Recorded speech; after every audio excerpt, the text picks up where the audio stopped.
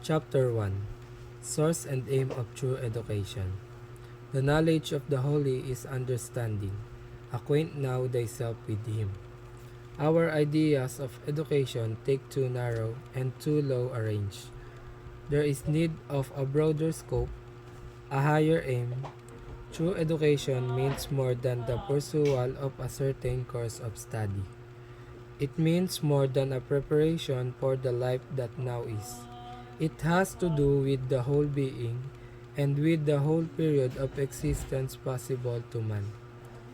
It is the harmonious development of the physical, the mental, and the spiritual powers. It prepares the students for the joy of service in this world and for the higher joy of wider service in the world to come. The source of such an education is brought to view in this word of holy right. Pointing to Infinite One, in Him are hid all the treasures of wisdom. Colossians 2 verse 3, He hath counsel and the understanding. Job 12 verse 13, the world has had its great teachers, men of giant intellect and extensive research, men whose utterance have stimulated you and opened to view vast field of knowledge. And these men have been honored as guides and benefactors of the race. But there is one who stands higher than they. We can trace the line of the words teachers as far back as human records extend. But the light was before them. As the moon and the stars of our solar system shine by the reflected light of the sun, so, as far as their teaching is true, do the world's great thinkers reflect the rays of the sun of righteousness. Every gleam of truth, every flash of the intellect, is from the light of the world. In these days, much is said concerning the nature and importance of higher education. The true higher education is that imparted by Him with whom is wisdom and strength. Job 12 verse 13, out of whose mouth cometh knowledge and understanding. Proverbs 2 verse 6. In a knowledge of God, all true knowledge and real development have their source. Wherever we turn, in the physical, the mental, or the spiritual realm, in whatever we behold, apart from the flight of sin, this knowledge is revealed. Whatever line of investigation we pursue, with a sincere purpose to arrive at truth, we are brought in touch with the unseen, mighty intelligence that is working in and through all. The mind of man is brought into communion with the mind of God. The finite with the infinite, the effect of such communion on body and mind and soul is beyond estimate. In this communion is found the highest education. It's God's own method of development. Acquaint now thyself with Him. Job 22 verse 21 is His message to mankind. The method outlined in these words was the method followed in the education of the father of our race. When in the glory of sinless manhood, Adam stood in holy Eden. It was thus that God instructed him. In order to understand what is comprehended in the work of education, we need to consider both the nature of man and the purpose of God in creating him.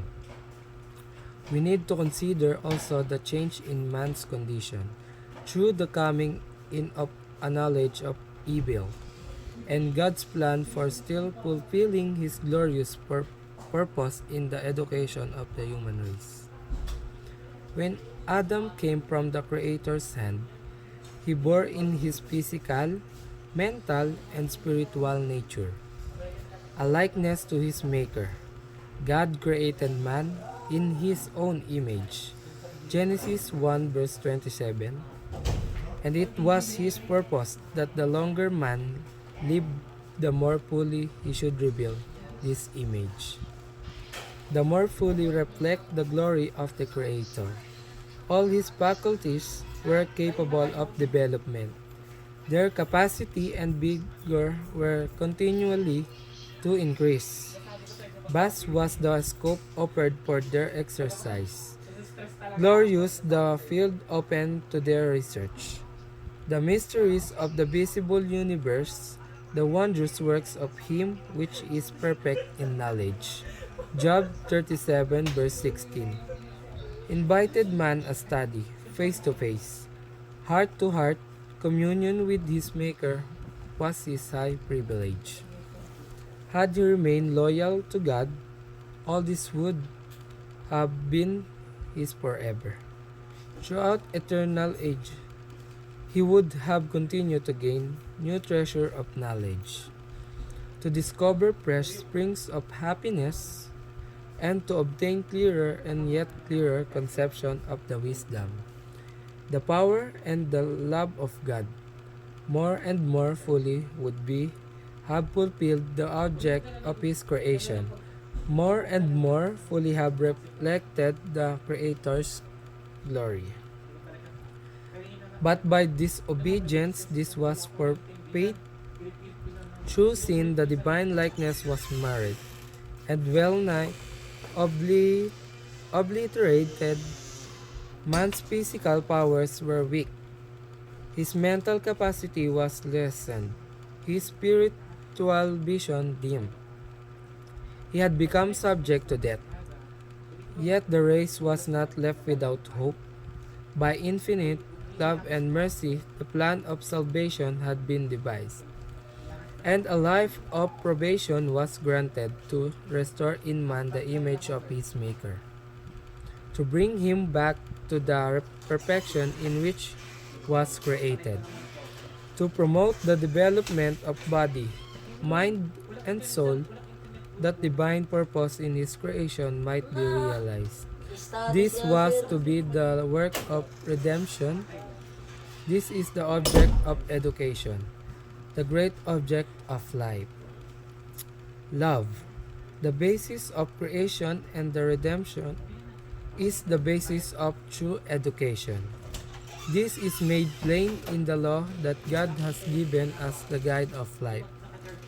The first and great commandments is, Thou shalt love the Lord thy God with all thy heart, and with all thy soul, and with all thy strength, and with all thy mind. Luke 10 verse 27. To love Him, the infinite, the omniscient one, with the whole strength and mind and heart, means the highest development of every power. It means that in the whole being, the body, the mind, as well as soul, the image of God is to be restored. Like the first is the second commandment, Thou shalt love thy neighbor as thyself. Matthew 22 verse 39. The law of love calls for the devotion of body, mind, and soul to the service of God and our fellow men. And this service, while making us blessings to others, brings the greatest blessings to ourselves. Unselfishness underlies all true development. Through unselfish service, we receive the highest culture of every faculty. More and more fully do we become partakers of the divine nature. We are fitted for heaven, for we receive heaven into our hearts. Since God is the source of all true knowledge, it is, as we have seen, the first object of education to direct our minds to His own revelation of Himself. Adam and Eve received knowledge through direct communion with God, and they learned of Him through His works. All created things, in their original perfection, were an expression of the thought of God. To Adam and Eve, nature was teeming with divine wisdom, but by transgression man was cut.